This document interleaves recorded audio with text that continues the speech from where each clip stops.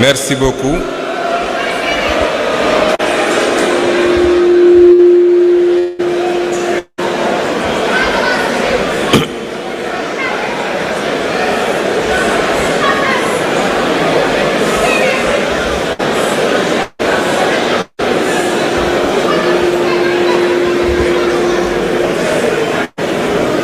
Chers frères, chères sœurs,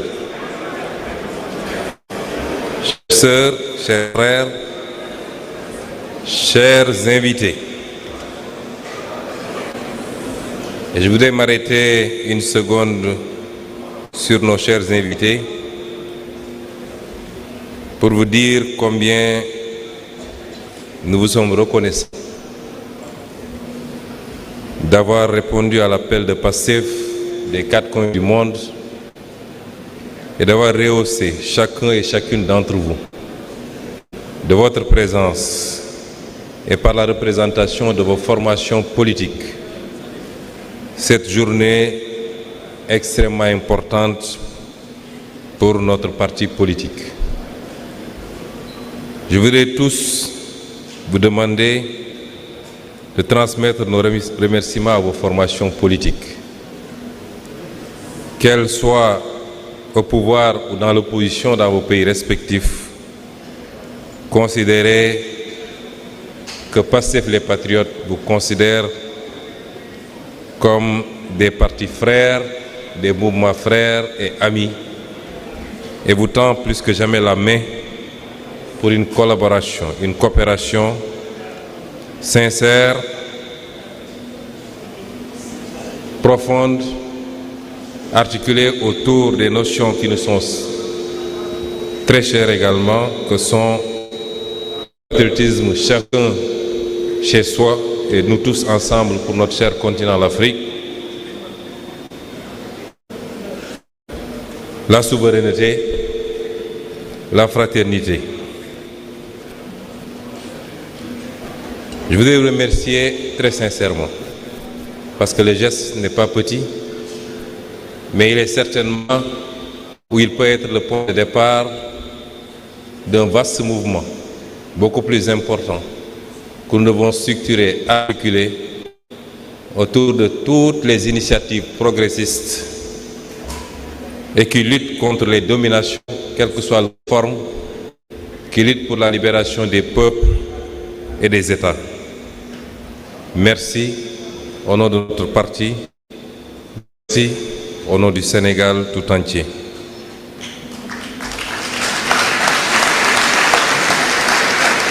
Chères militantes et militants, sympathisants, sympathisantes, chers compatriotes, peuple sénégalais, nous voilà face à face, mais face à notre histoire, face à notre peuple, face à cette responsabilité immense que les Sénégalais et les Sénégalaises nous sont confiés. En ce jour historique du 6 juin 2026, le premier congrès ordinaire PASTEF les Patriotes a réuni des délégués venus des 553 communes du Sénégal ainsi que de la diaspora. C'est tout le parti vivant qui s'est donné rendez-vous ici à Diamniadio pour réfléchir, débattre et préparer l'avenir. Je veux d'abord vous remercier du fond du cœur pour la confiance renouvelée que vous venez de me témoigner en me reconduisant à la présidence de notre parti.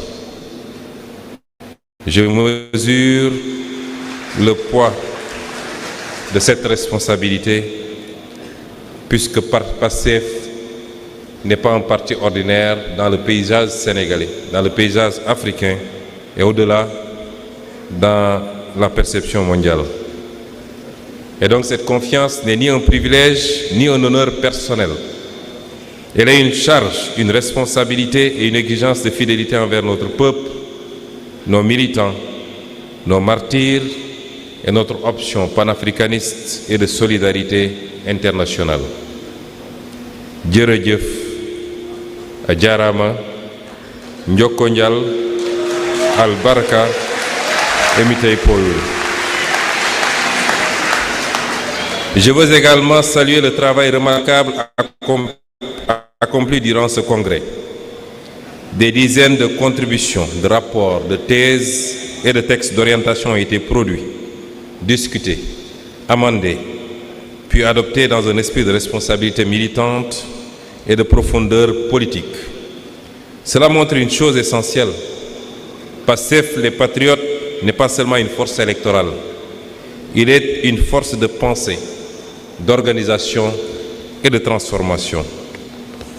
Je remercie chaleureusement le comité de pilotage du Congrès et le secrétariat général, ou le secrétaire général Mohamed Aïb Salim Dafé, qui en a été la cheville ouvrière si efficace. Les différentes commissions et leurs responsables et membres, les équipes techniques, les militants mobilisés jour et nuit, ainsi que tous ceux qui ont permis la tenue de cette rencontre historique dans un esprit de discipline, de fraternité et d'engagement. Il est évident que ce congrès, nous sommes à la première phase qui est technique et qui a procédé à l'élection du président du parti conformément au texte du parti. Il sera complété certainement demain par l'aspect populaire qui nous permettra de nous adresser de manière plus détaillée aux militantes, aux militants, aux sympathisantes, aux sympathisants, au peuple sénégalais et de donner des orientations beaucoup plus précises, notamment en langue nationale, pour nous faire comprendre ou mieux nous faire comprendre par l'ensemble de nos citoyens. Chers congressistes, chers invités, nous ne sommes pas réunis pour célébrer une victoire électorale comme on célèbre une fin. Nous sommes réunis parce qu'une brèche historique s'est ouverte et qu'il nous revient désormais de décider de ce que nous allons en faire. Allons-nous laisser cette espérance être absorbée par l'ordre ancien? Ou allons-nous organiser durablement la souveraineté du Sénégal? Voilà la question radicale. Je rappelle qu'il y a 12 ans, en 2014, naissait Pastef les Patriotes. Tout est parti d'une intuition devenue conviction. L'intuition devenue conviction que le Sénégal ne souffrait pas seulement d'erreurs de gouvernance, mais d'un système de dépendance profondément enraciné. Comme l'avait montré Frantz Fanon, l'indépendance politique peut survivre à la dépendance réelle lorsque les structures profondes de domination demeurent intactes. L'indépendance politique peut survivre à la dépendance réelle lorsque les structures profondes de domination demeurent intactes. Le manifeste des patriotes, puis l'appel aux patriotes ont donné une première formulation politique à cette exigence de souveraineté, de travail, de dignité et de justice. Au début, beaucoup regardaient notre engagement avec condescendance. On nous présentait comme une force marginale, un regroupement de jeunes cadres de l'administration, d'intellectuels, définitivement incapables de peser dans le jeu politique sénégalais. Mais le peuple sénégalais, lui, entendait déjà autre chose. En 2017, malgré des moyens limités et un environnement politique hostile, Pastef les Patriotes fit son entrée à l'Assemblée nationale avec mon élection comme député. Cette présence parlementaire permit de porter dans les institutions une parole nouvelle sur la souveraineté, les ressources naturelles, la corruption et la dignité nationale. Je peux rendre hommage à ceux avec qui j'ai partagé cette assemblée, notamment Madame Aïda Mbodj, ici présente. Puis vint l'élection présidentielle de 2019. Il y a également l'honorable Mame Diarra Fam, certainement, et d'autres députés avec lesquels j'avais partagé cette législature, Madame Kanté. Et donc, puis vint l'élection présidentielle 2019. Ce qui devait être une candidature de témoignage devient une poussée politique majeure. En quelques années seulement, une nouvelle génération politique s'imposait dans le paysage national et faisait émerger une alternative populaire capable de remettre en cause les équilibres établis depuis des décennies. C'est à partir de ce moment que le système comprit que Pastef les Patriotes n'était plus un simple parti d'opposition, mais l'expression politique d'une crise profonde de l'ordre postcolonial sénégalais. Cette crise n'est pas seulement institutionnelle, elle est aussi morale, culturelle et historique, qui a appelé notre pays, comme tous les pays africains, à inventer sa propre voie historique. Dès lors, avec une constante renouvelée et une énergie entretenue par des forces internes et externes,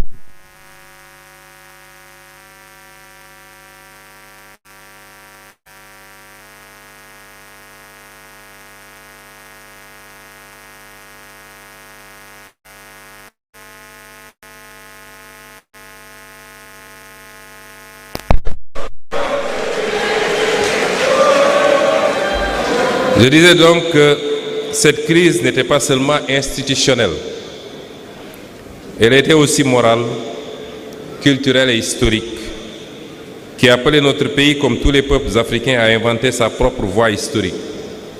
Dès lors, avec une constance renouvelée et une énergie entretenue par des forces internes et externes, nous sommes devenus une cible sur laquelle s'abattaient les foudres du système. Nous avons connu les humiliations et les mépris réservés à ceux qui refusent de courber l'échine. Nous avons connu les arrestations.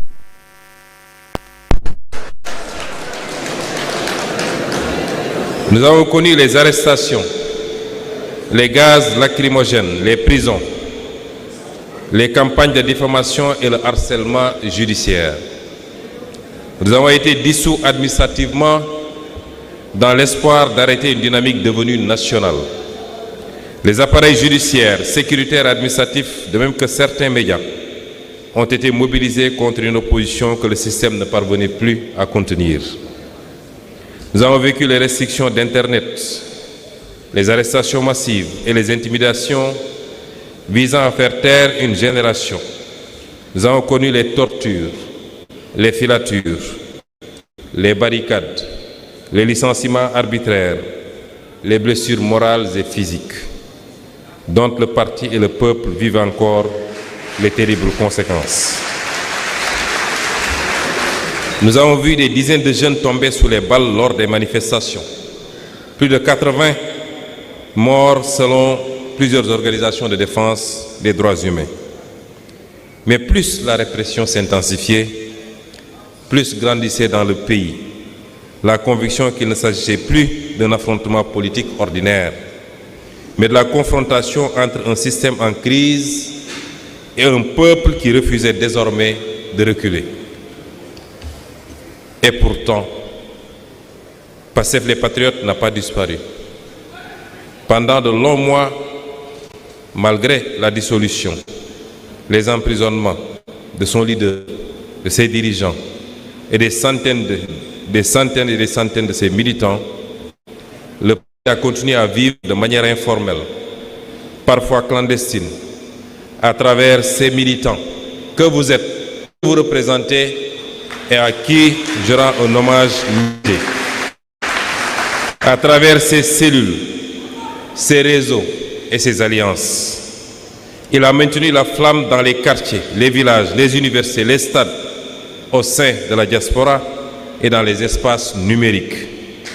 Il a poursuivi l'organisation, la formation et la préparation des échanges décisifs, notamment la bataille électorale de mars 2024. Ce que certains pensaient réduire en un simple appareil administratif s'était déjà transformé en force populaire. Et lorsque le décret de dissolution fut finalement abrogé en mars 2024, une vérité était apparue aux yeux de tous. Cette vérité, c'est qu'on peut dissoudre un parti sur le papier, mais on ne dissout pas une espérance devenue collective.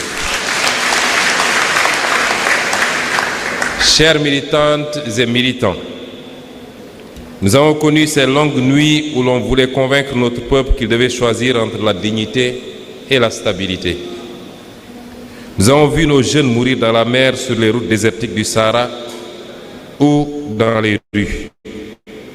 Nous avons vu des diplômés errer sans emploi pendant que les richesses du pays quittaient nos ports. Nous avons vu des paysans produire sans vivre dignement de leur travail. Nous avons vu des mères renoncer à des soins pour elles-mêmes ou leurs enfants faute d'argent. Nous avons vu des citoyens perdre confiance dans une justice qu'ils ne reconnaissaient plus comme la leur. Et lorsque le peuple s'est levé, lorsque la jeunesse a décidé d'entrer dans l'histoire, nous avons vu la répression s'abattre sur elle. Mais le peuple sénégalais n'a pas reculé. De 2021 à 2024, quelque chose de profond s'est produit dans notre pays. Une conscience nouvelle était née. Une conscience nouvelle est née. Le peuple a cessé d'être un simple électorat pour devenir un sujet politique actif. Ce moment marque l'entrée consciente d'un peuple dans l'histoire. Cette irruption populaire que les grandes luttes africaines de libération ont toujours portées au cœur de leur espérance. Thomas Sankara rappelait qu'un peuple conscient et organisé devient une force historique impossible à contenir durablement. Cette séquence historique a débouché sur ce que beaucoup croyaient impossible, une révolution démocratique portée par les urnes. Nos victoires électorales de 2024 n'ont pas été des accidents. Elles ont été l'aboutissement politique d'un long processus de mobilisation populaire. Un long et patient processus. Un long et difficile processus de mobilisation populaire. Mais, mes frères et sœurs, l'histoire nous enseigne une chose: les peuples peuvent conquérir le pouvoir sans parvenir à transformer l'État. Les peuples peuvent conquérir le pouvoir sans parvenir à transformer l'État. Les révolutions peuvent être détournées, absorbées ou vidées de leur contenu lorsqu'elles ne se dotent ni d'une doctrine claire, ni d'une organisation capable d'inscrire le changement dans la durée. Et c'est pourquoi ce congrès est historique, 2 ans après notre accession aux responsabilités les plus élevées. Car il marque le passage d'un mouvement de rupture au parti de transformation historique, autrement dit, au parti révolutionnaire. Notre responsabilité est désormais claire: organiser la souveraineté. La souveraineté ne se décrète pas, elle s'organise. Et notre responsabilité désormais, je veux dire à chaque militant et militante de PASTEF, à chaque sympathisant et sympathisante, que notre responsabilité désormais, c'est d'organiser la souveraineté. La souveraineté politique, sans souveraineté économique, n'est qu'un drapeau flottant sur la dépendance. La souveraineté économique sans justice sociale devient le privilège de quelques-uns. La souveraineté nationale sans horizon panafricain demeure fragile dans un monde dominé par les grands ensembles. Voilà pourquoi notre matrice idéologique est un panafricanisme souverainiste de transformation démocratique.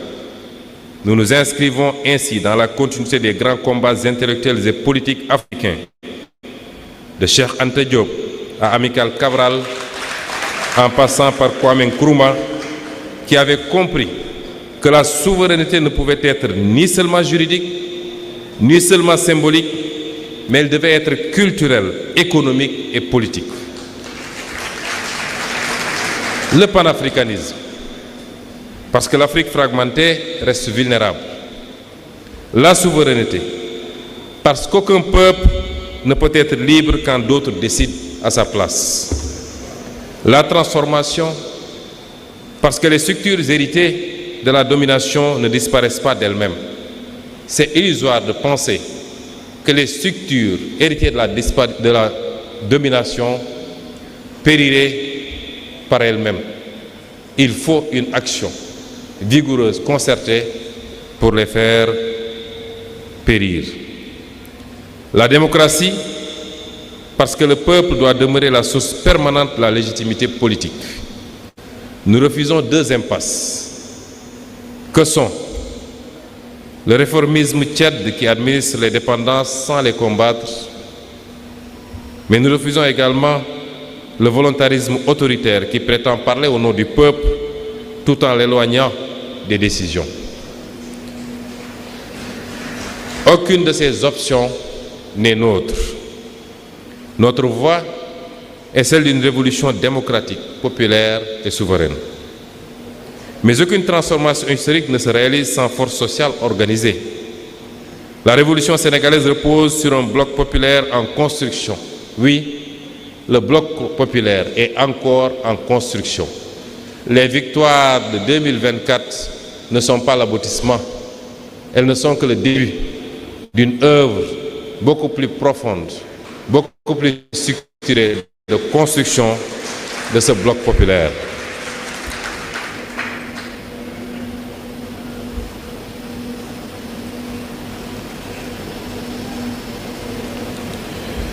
Cette jeunesse qui a refusé la résignation, ces travailleurs du secteur formel et informel qui produisent les richesses du pays sans toujours en recevoir les fruits, ces femmes, ces braves femmes qui portent les solidarités sociales et l'économie quotidienne, ces paysans, ces pêcheurs, ces artisans, ces enseignants, ces agents publics, ces sportifs, ces intellectuels, artistes, acteurs culturels, mais aussi ces spiritualités populaires qui continuent de structurer la société sénégalaise en profondeur. Les femmes du bois sacré, les ndongodara, les Domou Djangoubi, les héritiers des grandes traditions spirituelles et communautaires qui ont appris à notre peuple la dignité, la discipline, la solidarité, le partage et la résistance. Sans oublier cette diaspora qui continue d'aimer et de soutenir la patrie malgré la distance. Pastef les patriotes ne doit jamais devenir un simple appareil électoral vivant au rythme des échéances politiques et des conquêtes institutionnelles. Il est né d'une exigence plus profonde, celle d'organiser durablement la force populaire qui a rendu possible la rupture historique que connaît aujourd'hui le Sénégal. Notre parti est un parti de masse. Notre parti est un parti de masse. Il n'est pas un parti de télévision, il n'est pas un parti de réseaux sociaux, il est tout cela en même temps, mais il est un parti de masse. Il puise sa force dans son enracinement populaire, territorial et militant, dans les quartiers, les villages, les universités, les lieux de travail, la diaspora, les cellules, les sections et les coordinations. Il doit rester présent au cœur de la société réelle, car une révolution ne se maintient pas uniquement depuis les sommets de l'État. Elle se construit et se protège dans l'organisation consciente du peuple. Notre rôle n'est pas de nous substituer au peuple, mais de lui donner des instruments d'organisation, de formation et d'action. Amical Cabral rappelait que les moments de libération ne triomphent durablement que lorsqu'ils élèvent le niveau de conscience politique du peuple et transforment l'organisation en école de responsabilité historique. Le parti doit donc être le levain de la révolution. Le levain est le levier de la révolution. Cette force organisatrice qui relie les aspirations populaires à une stratégie de transformation durable. Cela exige un parti discipliné. Cela exige un parti discipliné. Cela exige un parti discipliné. C'est un des grands chantiers qui nous attend. Un parti discipliné, un parti formateur et idéologiquement clair. Le parti doit miser, accentuer, accélérer les processus de formation des militants et des militantes. Nous avons les militants les plus formidables du monde. Je ne cesserai jamais de vous rendre cet hommage. Mais nous avons ce besoin d'accélérer la formation de ces militants, puisque toutes les autres considérations dépendront de la qualité de cette formation. Un parti capable de produire de la pensée, d'éclairer les choix nationaux, de former ses militants, d'éviter les dérives bureaucratiques et de maintenir le lien vivant entre l'État et le peuple. Car lorsqu'un parti révolutionnaire cesse de former, il commence à s'administrer lui-même. Et lorsqu'il cesse d'écouter le peuple, il commence à se détacher de l'histoire. Chers congressistes, la souveraineté exige un État stratège. Cette exigence prolonge une tradition sénégalaise ancienne portée notamment par Mamadou Dia, qui avait compris très tôt qu'une souveraineté politique ne peut survivre durablement sans maîtrise de l'économie nationale. Une économie productive, une administration efficace, une lutte implacable contre la corruption et les logiques de rente, une jeunesse formée et mobilisée, placée au cœur de la transformation nationale. Une bataille culturelle pour décoloniser les imaginaires. Un parti discipliné, enraciné et formateur. Car un peuple sans organisation devient une colère dispersée. Et un parti sans film devient un appareil sans direction. Chers frères et sœurs d'Afrique et du monde, votre présence parmi nous, comme je l'ai dit à l'entame de mon propos, donne à ce congrès une portée qui dépasse les frontières du Sénégal. Car ce qui se joue aujourd'hui dans notre pays s'inscrit dans un moment historique beaucoup plus large. Le monde traverse une phase de basculement. L'ordre international héritier de la fin de la guerre froide se fragilise.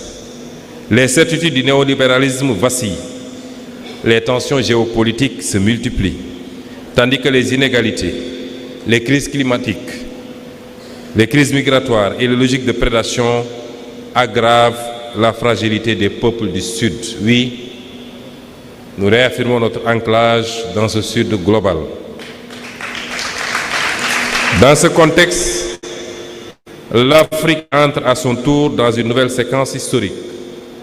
Partout montrent des aspirations à la souveraineté, à la dignité, à la maîtrise des ressources et à la reconquête des capacités nationales.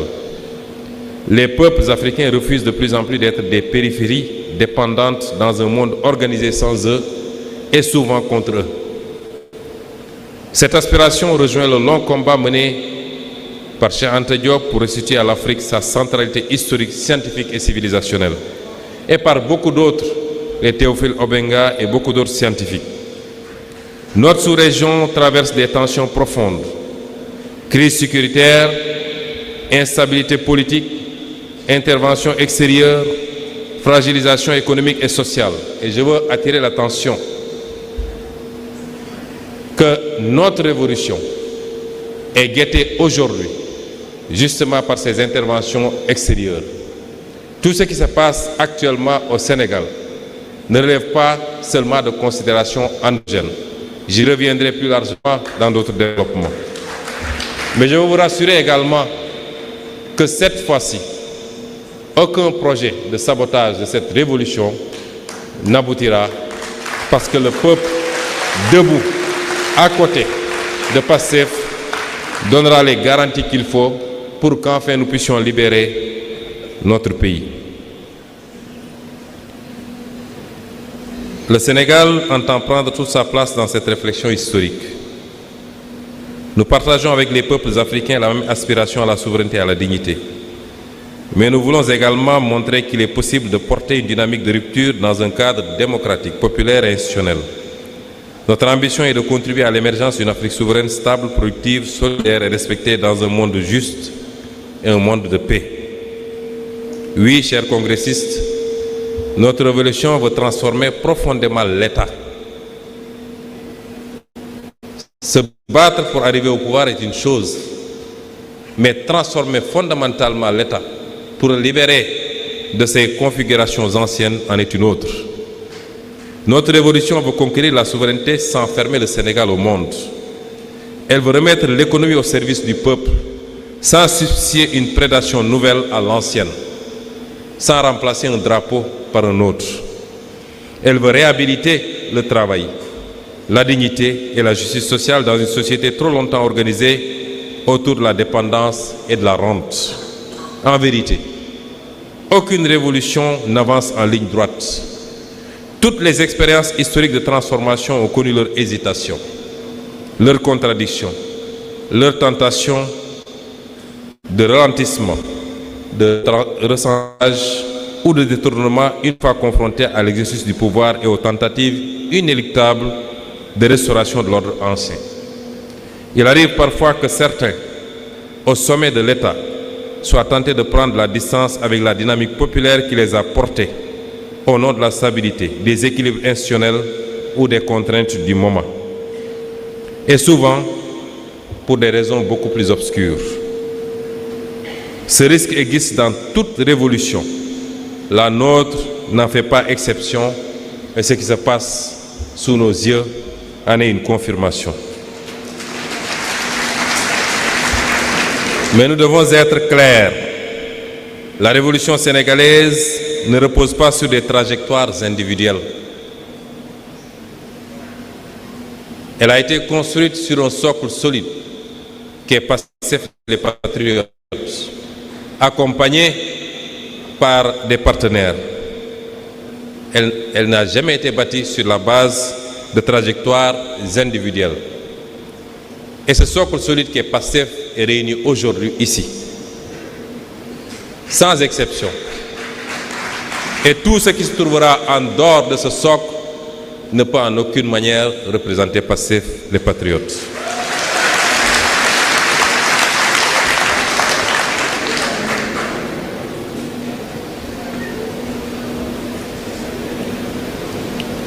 Notre révolution repose sur un peuple, un parti, une mouvance, une conscience historique collective, à travers une orientation stratégique.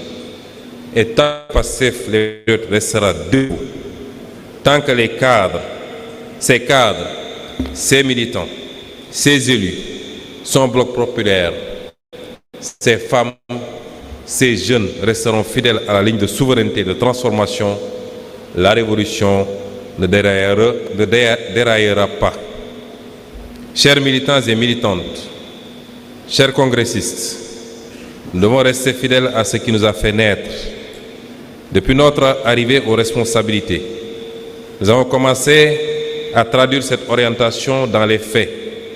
Non pas parfaitement, et en 2 ans, même en 20 ans, on ne peut pas avoir une action politique parfaite, a fortiori en 2 ans. Non pas sans difficulté également, parce que vous savez tous l'héritage budgétaire et financier catastrophique qui a été le nôtre. Mais avec une ligne claire, de remettre l'État au service du peuple et replacer la souveraineté au cœur de l'action publique. Nous avons choisi la vérité plutôt que la dissimulation en révélant l'ampleur réelle de la situation financière héritée du passé. Nous avons engagé une politique de rationalisation de l'État et commencé à remettre la production, le travail et la souveraineté économique au centre des priorités nationales. Nous avons adopté une ligne intransigeante pour la transparence dans la gestion publique en luttant contre toutes les formes de corruption. Toutes les formes de corruption et pour la reddition des comptes, nonobstant les sabotages internes dictés par des calculs politiciens. Nous avons également entrepris la renégociation de plusieurs contrats dans tous les secteurs, et notamment les secteurs miniers, pétroliers et gaziers, afin que les ressources du Sénégal profitent davantage au peuple sénégalais. Car un peuple ne peut parler de souveraineté lorsque ses richesses financent d'abord la prospérité des autres, pendant que ses propres populations croulent sous l'endettement, la pauvreté et la précarité. Nous avons accordé nos priorités aux véritables secteurs stratégiques pour une souveraineté agricole, alimentaire, énergétique, sécuritaire et j'en passe, plutôt qu'aux investissements de prestige. Nous avons refusé les dictats exogènes et recouru à des mécanismes endogènes et citoyens de financement de nos politiques publiques pour faire face aux conséquences désastreuses des errements du passé. Nous avons refusé de sacrifier le pouvoir d'achat du peuple déjà durement éprouvé sur l'autel d'un ajustement sauvage. Nous avons commencé à réhabiliter notre mémoire nationale, à réintégrer nos dépendances et à replacer les intérêts du Sénégal au cœur des décisions publiques. Ce ne sont pas encore des aboutissements. En 2 ans, cela est impossible. Ce sont les premiers déplacements d'un État qui commence à sortir progressivement des logiques héritées de la dépendance. PASTEF les Patriotes n'a pas été créé pour gérer l'ordre ancien avec des visages nouveaux. Nous ne sommes pas lancés en politique. Nous ne sommes pas battus pour conquérir les rênes du pouvoir, pour venir gérer ce pouvoir sur la base des mécanismes de l'ordre ancien avec seulement des visages nouveaux.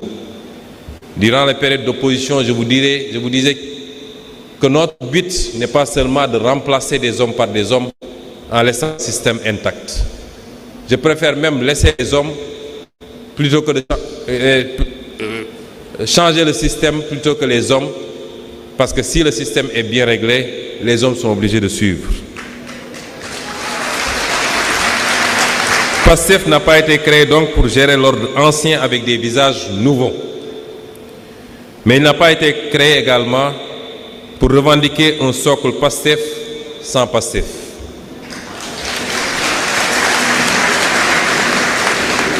Chers frères et sœurs, la tendance à l'embourgeoisement, à s'éloigner du parti et du peuple, ne peut pas prospérer.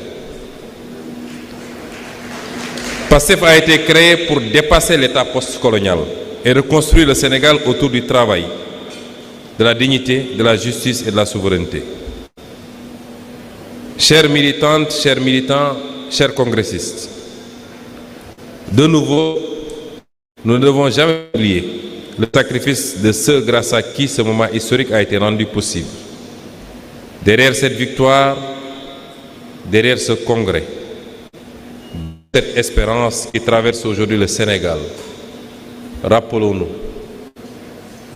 qu'il y a des sacrifices, des souffrances et des vies brisées.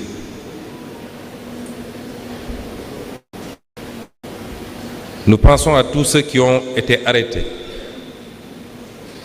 emprisonnés,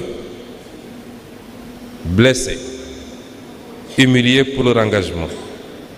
Nous pensons à ces familles qui ont vécu l'angoisse des disparitions, des procès et de la répression. Mais nous pensons surtout à nos martyrs, à ces jeunes tombés dans les manifestations, souvent au seuil de leur vie, parce qu'ils avaient décidé de refuser l'injustice. Ils avaient décidé de refuser le mépris et la confiscation de leur avenir.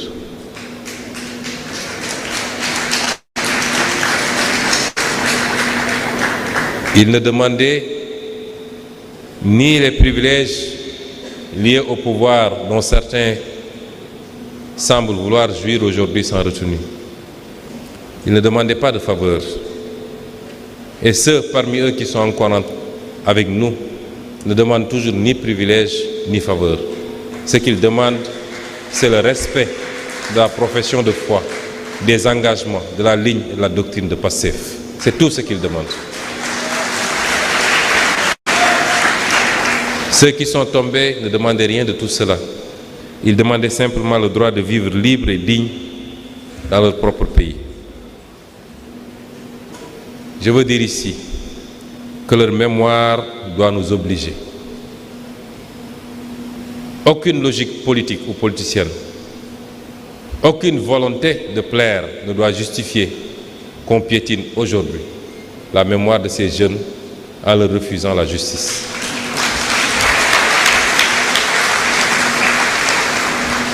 Nous n'avons pas le droit de trahir leur espérance en transformant cette révolution en routine administrative, en compromis de confort ou en simple alternance politique. Car le sang versé par un peuple crée une responsabilité historique.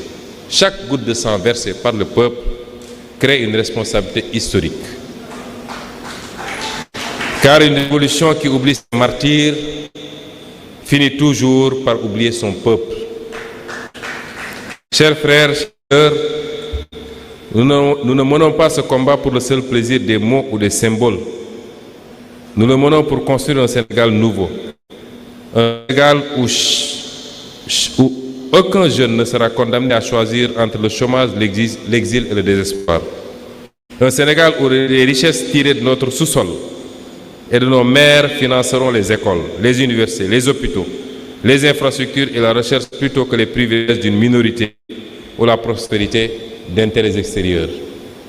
Durant les 2 ans que nous avons passés à la primature, voilà l'essence du combat que nous avons mené.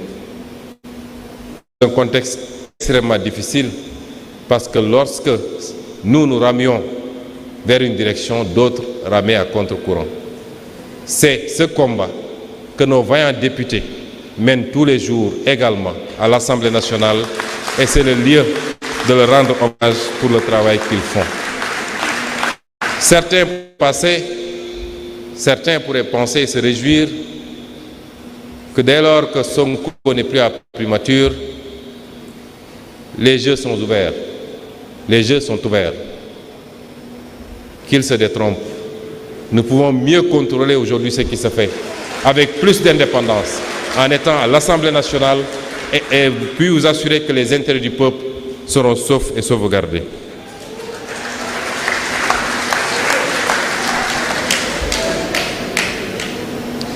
Notre ambition est de bâtir un pays où le paysan vit dignement de la terre, où les ressources halieutiques sont préservées pour nos pêcheurs et où le génie de nos artisans et entrepreneurs patriotes transforme et crée la richesse sur place.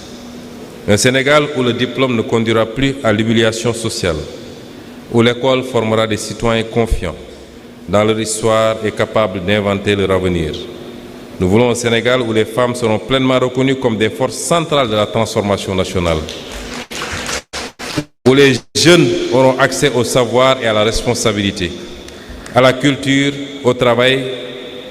Un Sénégal où l'administration servira le citoyen avec efficacité et dignité, où la justice inspirera confiance, où la corruption cessera d'être perçue comme une fatalité. Nous voulons enfin un Sénégal réconcilié avec lui-même, fier de ses langues, de ses cultures, de ses spiritualités et de son histoire. Un Sénégal capable de dialoguer avec le monde sans se renier, de coopérer sans se soumettre et d'avancer vers l'avenir sans tourner le dos à l'Afrique. Nous sommes à un tournant de l'histoire. Les générations futures nous demanderont si nous avons eu le courage d'aller jusqu'au bout. Oui, elles nous le demanderont. Les générations actuelles nous le demandent déjà. Car le plus difficile n'est pas toujours de conquérir le pouvoir, comme je l'ai dit au début de mes propos. Le plus difficile est de rester fidèle à la mission pour laquelle le peuple vous l'a confiée. Nous n'avons pas donc le droit de devenir une élite de remplacement. Ces bourgeoisies nationales qui remplacent la domination sans transformer les structures qui la produisent. Nous n'avons pas le droit de transformer la révolution en carrière. Et je veux ici saluer le courage, la dignité de beaucoup de militants de PASTEF qui ont démontré que notre révolution n'est pas une affaire de carrière. Je veux parler de ces dignes ministres qui ont préféré garder la ligne du parti plutôt que de se compromettre. Je veux parler de ces directeurs généraux qui ont préféré rester sur la ligne du parti ou une partie de la ligne du parti plutôt que de se compromettre. Et de tout autre qui aura été démis dans les jours, mois à venir, simplement parce qu'il a refusé de dire oui à la trahison de son peuple. Refuser de dire oui à la trahison des idéaux de sa formation politique. Nous n'avons pas donc le droit de laisser la prudence devenir un autre nom du renoncement. Nous devons garder vivant ce qui a porté notre combat, des notions avec lesquelles nous avons tous grandi, qu'on nous a tellement ressassées, que sont le djom, le ngor, le bourok, le kersa, le sens du mbok, le teddungal, la teranga, le fulla, autant de notions qui font la dignité et qui fondent l'identité sénégalaise. Quelle que soit l'ethnie ou la religion, quelle que soit la région, nous partageons ces valeurs très fortes. Rien ne doit justifier que nous les trahissions et surtout pas l'exercice du pouvoir.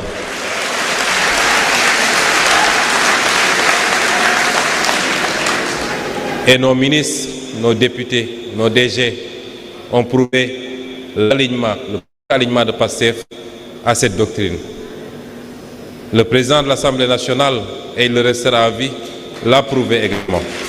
Nous sommes un peuple de djom, de ngor, de travail, et ici j'utilise tout le broc, de kersa, de sens du mbok, de teddungal et de teranga.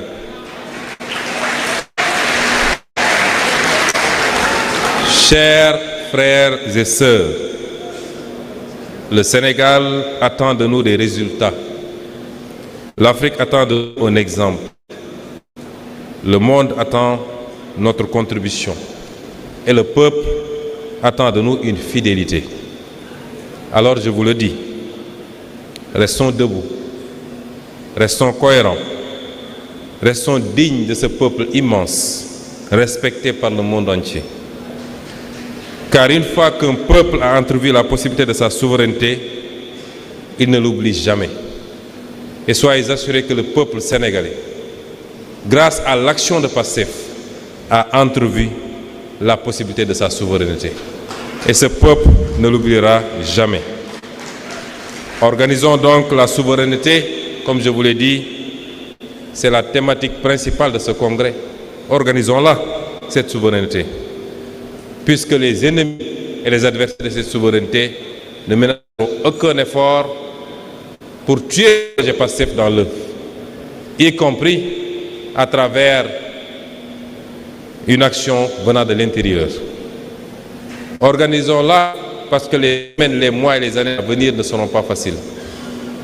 Organisons-la parce que si le projet PASTEF qui a suscité énormément d'espoir à travers toute l'Afrique échoue, en réalité, on se bat contre PASTEF. On déploie énormément d'énergie contre le projet PASTEF. Parce qu'on voit au-delà de PASTEF. On voit l'inspiration que PASTEF peut produire à travers l'Afrique pour beaucoup d'autres partis politiques. Il y a même dans certains pays africains des mouvements qui sont faits appeler PASTEF en l'adaptant à leur contexte et à leur pays. Alors organisons cette souveraineté.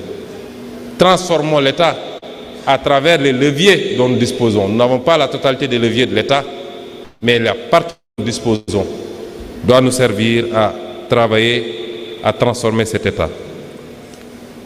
Servons enfin le peuple sénégalais. N'ayons comme viatique, comme obsession, que de servir le peuple sénégalais. Rien d'autre que de servir le peuple sénégalais. Et faisons entrer définitivement le Sénégal dans le temps de sa liberté historique. Vive le Sénégal, vive l'Afrique. Je vous dis merci et à la prochaine fois. Merci beaucoup. Mbokk yi ñoo ngi remercier délégué yi di remercier